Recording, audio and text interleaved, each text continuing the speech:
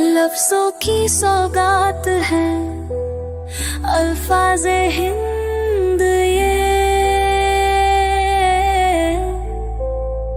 الفاظ کی برسات ہے الفاظ ہند یہ۔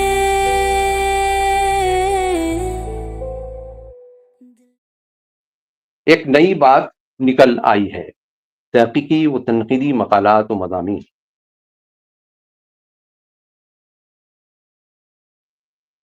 معزز ناظرین و سامعین، آداب و سلام۔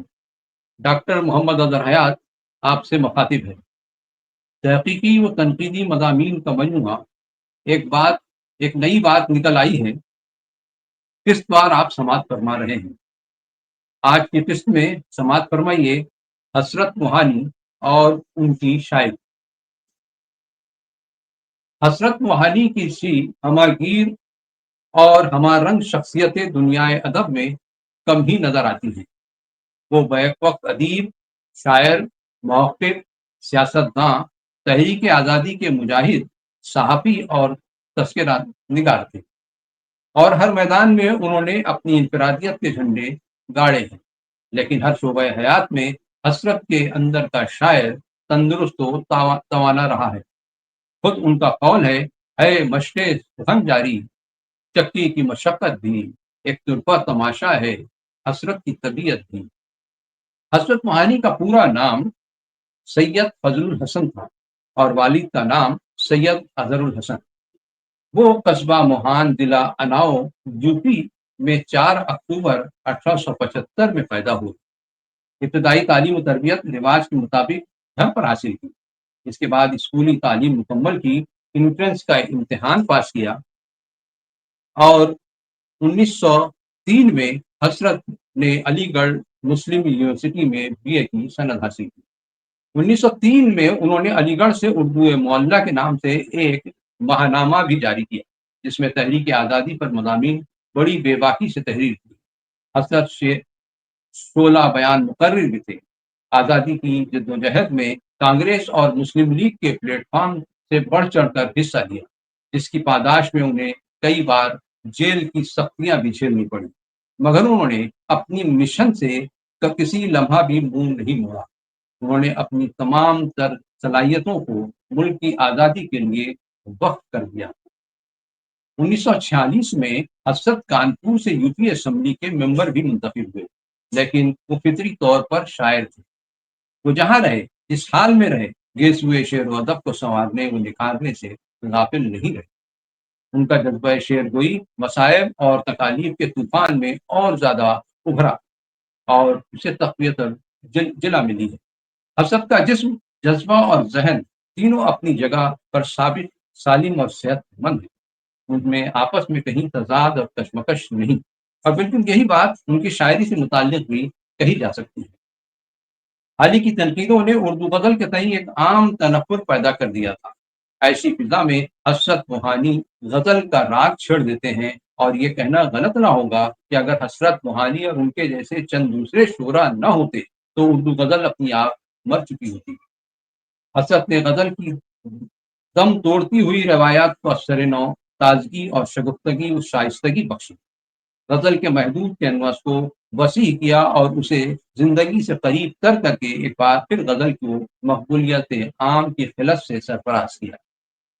جب مصری اور کاجل کے تہ بتہ بوجھ سے اردو شاعری گراں بار تھی، تب حسرت کی حیات بخش، جذباتی، نرمی و معصومیت سے بھرپور ایک وجدانی محویت اور احساس طہارت سے گھلی ملی آواز میدان ادب میں گونجی، جس نے جلد ہی دنیا ادب میں اپنا ایک مقام پیدا کر لیا اور اسے نئی روایات اور نئے راستے دکھائے۔ حسرت کے کلام پر دہلی کے دبستان شاعری کی گہری چھاپ ہے، لیکن حسرت کی شاعری دہلی کی شاعری سے جدا بھی ہے۔ اس کی اپنی انفرادیت اور اپنا رنگ ہے، اور یہ انفرادیت اور جداگانہ انداز بیان حسرت کے وسیع و عمیق مطالعے کا نتیجہ ہے۔ حسرت نے بہت پرگو طبیعت پائی تھی۔ اپنے دیوان کے حصے ہفتم کو انہوں نے صرف 11 دن میں مکمل کیا۔ حروف ابجد کے ہر حرف کی ردیف میں کم و بیش 32 غزلیں اس حصے میں شامل ہیں، اور فن و ادب کے اعتبار سے ان غزلوں کے معیار پر انگلی اٹھانا بڑے دل گردے کا کام ہے۔ اگر حسرت کی شاعری کی خصوصیت کو کسی ایک زاویے سے ظاہر کرنا مقصود ہو تو آپ عشق کہہ سکتے ہیں۔ حسرت کی شاعری بنیادی طور پر سرتاپا عشقیہ شاعری ہے۔ ان کا عشق صرف اپنی ذات تک محدود نہیں بلکہ انہوں نے اسے وسعت و آفاقیت بخشی۔ جلیل قدوائی علیہ حسرت کی شاعری پر تبصرہ کرتے ہوئے یوں رقم تراش ہیں: حسرت کی شاعری عشق مجازی سے شروع ہو کر اس کے تمام اخلاقی پہلوؤں پر حاوی ہو کر حسن کے تخیل پیکر کی تلاش میں آخر رومانیت، رضا جوئی، حق، عشق اور حب قوم پر ختم ہوتی ہے۔ ان کے عشق میں والہانہ شائستگی، دیوانگی، جوش اور شعلے ہیں۔ اسی وجہ سے ان کا ہر شعر سرتاپا اثر میں ڈوبا ہوا ہے۔ ان کی شاعری زبان و مقام کی قید سے آزاد ہے۔ حسرت انسانیت کا ترجمان ہے۔ ان کے جذبات لطیف و پاکیزہ احساسات کے ترجمان ہیں جو رہتی دنیا تک قائم رہے اور اس دن سے پہلے ختم نہیں ہوں گے جب یہ خاکدان اضطراب جل بھن کر خاک سیاہ نہ ہو جائے۔ انکوٹ۔ حسرت کا عشق ایسا ہماگیر اور آفاقی ہے کہ ہر شخص کو ان کے کلام میں اپنے دل کی دھڑکنیں سنائی دیتی ہیں۔ حسرت نے ہر کسی کے درد کو اپنا درد سمجھا اور پھر اس درد کے اتاہ ساگر میں ڈوب کر اشعار کی شکل میں جو موتی نکالے ہیں وہ صرف حسرت ہی کا حصہ تھا۔ اس آفاقیت و ہماگیریت کے باوجود بھی حسرت کا عشق ماورائی کیفیت کا حامل نہیں ہے۔ وہ کوئی افلاطونی محبت نہیں ہے بلکہ یہ عشق ایک دم نارمل، جانا پہچانا اور اس دنیا کا عشق ہے، لیکن ساتھ ہی اس میں ایک رکھ رکھاؤ، سلیقہ اور شائستگی ہے۔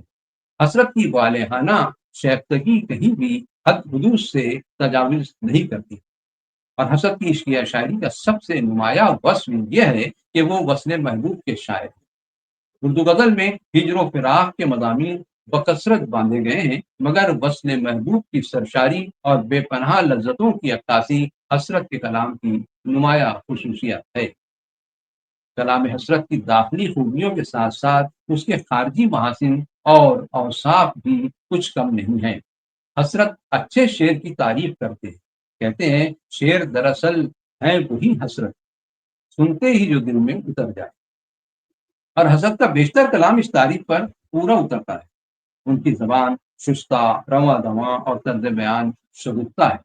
ان کی ترکیبیں، ان کے بولتے فقرے اور ان کا پرشوق لیکن حیا آمیز و حیا آموز انداز بیان حسرت کے کلام کو چار چاند لگا دیتے ہیں۔ ان کی مشہور زمانہ مسلسل غزل میں مذکورہ اوصاف نمایاں نظر آتے ہیں۔ ملاحظہ ہو کیا دلکش و شیرین زبان ہے۔ روداد محبت کی رقم انہوں نے روداد محبت رقم کی۔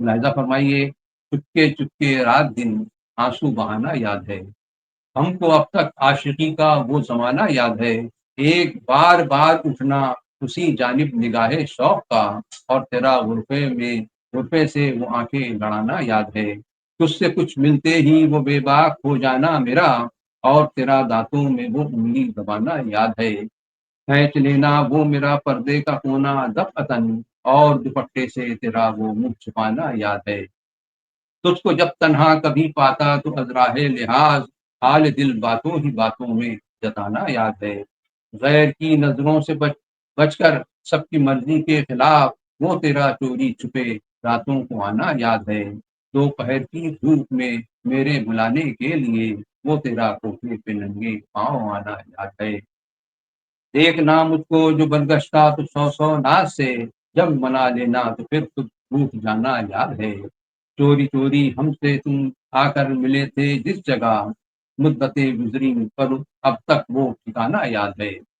کچھ متفرقہ اشعار ملاحظہ ہوں جس سے حسرت اور ان کی شاعری کو سمجھنے میں مدد ملی۔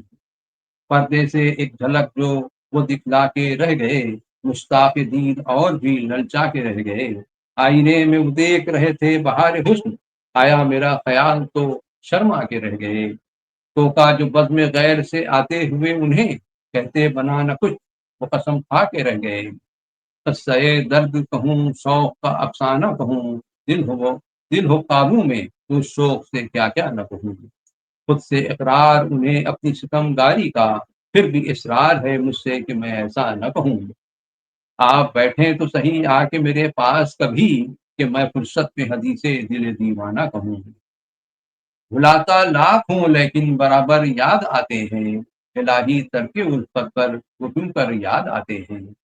نہیں آتی تو یاد ان کی مہینوں تک نہیں آتی، مگر جب یاد آتے ہیں تو اکثر یاد آتے ہیں. عمر ہی کیا ہے وہ کم سن ہے ابھی نام خدا، ان پہ مرنا ہے تو کچھ دن ہمیں جینا ہے ضرور. تجھ میں کچھ بات ہے ایسی جو کسی میں نہ ملی، یوں تو اوروں سے بھی دل ہم نے لگا دیکھا ہے. تجھ میں کچھ بات ہے ایسی جو کسی میں نہ ملی، یوں تو اوروں سے بھی دل ہم نے لگا دیکھا ہے.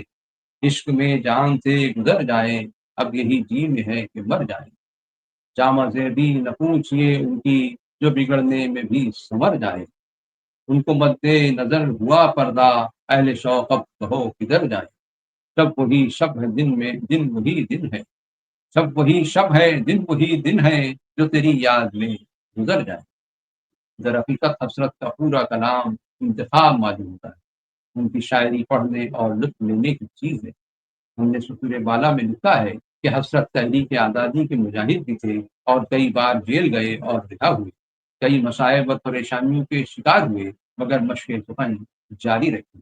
ان کو رئیس المتفضلین کے خطاب سے نوازا گیا. انہیں کئی مرتبہ حج بیت اللہ کی سعادت بھی حاصل ہوئی. آخری بار 1950 میں انہوں نے حج ادا فرمایا. مولانا حسرت موہانی کا انتقال 13 مئی 1951 کو لکھنؤ میں ہوا. اس وقت ان کی عمر 76 برس تھی. اس مضمون کو حسرت کے شعر پر ختم کرتا ہوں. شاید کہ حسرت کا تعارف حسرت کی زبان سے بھلا گرفتار محبت ہوں، اسیر دام محنت ہوں، میں رسوائے جہان آرزو ہوں، یعنی حسرت ہوں. بہت شکریہ.